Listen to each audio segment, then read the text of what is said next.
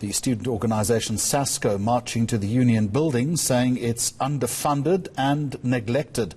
The organisation is encouraging students across the country to take part and march to government offices in their area. eNCA reporter Lindokuhle Xulu is following that story for us.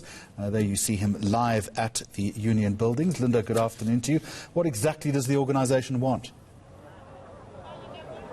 Well, Jeremy, today is the day of action for Sasco nationally. So across all provinces, there are demonstrations from this particular organization. And just to answer that question of what is it exactly that they want, I'll speak to the provincial convener here from Gauteng, who's just going to give us a sense of some of those things that they want to iron out as they come to the union buildings. Thank you so much for joining us.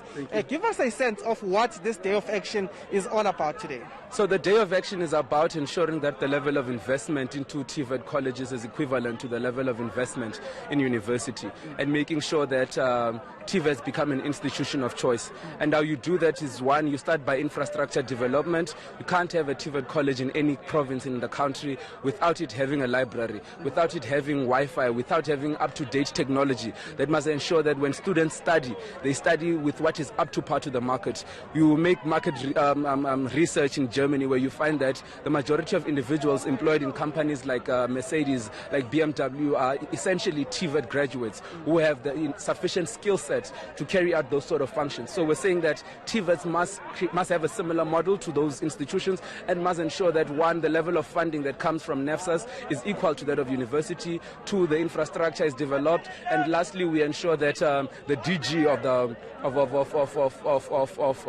the department of the ministry is fired, because he seems not to be taking the question of TVET seriously. So that is essentially what our cry is with the march. And just give us quickly a sense of how universities are. I know we were speaking on the sidelines earlier on, and you said that TVET colleges are essentially treated as the stepchild of the tertiary institutions. Just give us a sense of what's imminent, of what is the reality for many TVET students across the country. The reality is, when we got into the COVID pandemic, it seems like the ministry's main focus was dealing with questions of universities as opposed to TVETs. There was no plan to salvage the academic year, so this is what led to most of the problems. But in essence, it's just about infrastructure, it's about the level of funding, it's about TVETs not even having institutional autonomy.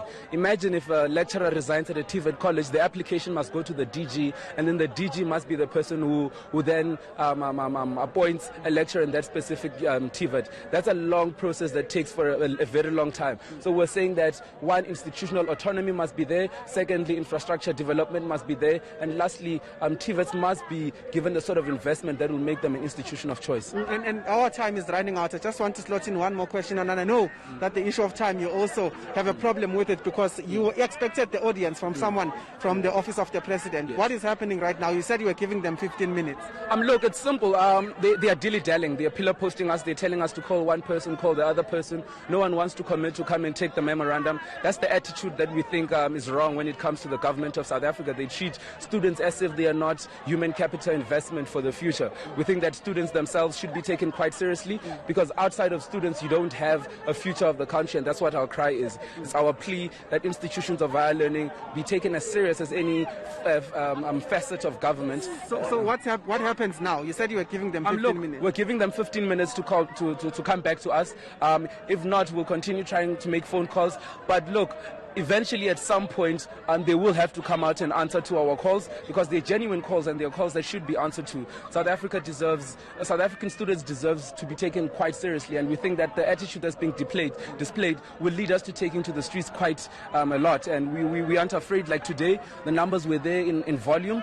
Students are really tired of what's happening, and want to take a stance to say, look, this is what we value, this is what we think is important, and this is what we think should happen to us. Okay, thank you so much. Thank you so much. The Gauteng provincial convener of Sasco basically taking us through that the issue here is TVET colleges and the fact that they are underfunded, infrastructure is not fine, and as you can see, they are waiting here at the union buildings to be addressed by anyone from the president's office, and they've given them time to say if they do not come out, then they are going to try and escalate the matter somehow, Jeremy. All right, 15 minutes, the clock is ticking. Stay on the story. We'll get back to you a little bit later.